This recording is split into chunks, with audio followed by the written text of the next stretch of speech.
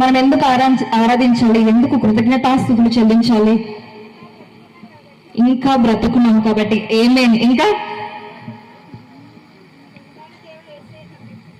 మన దేవుడు యేసే కాబట్టి. ఇంకా దేవా, నా జీవితంలో ఏది జరగకపోయినా పర్లేదు, కానీ నువ్వు నాకు దేవుడైనందుకు అందుకు మాత్రమే నీ కృతజ్ఞతాస్తుతులు చెల్లించుకుంటున్నానయ్యా. నాకు నీ రక్షణ ఇచ్చావు, అది ఎంత ఉచితం అండి.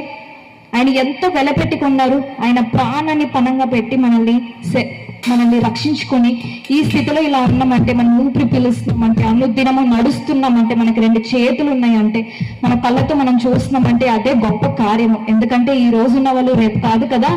ఈ క్షణం ఉన్న వాళ్ళు మరు క్షణం కూడా ఉంటారో లేదో తెలియని పరిస్థితుల్లో మనల్ని సజీవ లెక్కలో ఉంచడమే కాకుండా మనకి ప్రతి సమయంలో తోడుగానే నడిపిస్తున్న దేవుడికి మాత్రమే హల్లెలూయా, స్తోత్రం. అందరూ కళ్ళు మూసుకొని స్తుతిద్దామా? ఒక 2 నిమిషాలు అందరూ లేచి నిలబెడదాము. ఆరాధన సమయము. దేవానికి స్తోత్రము.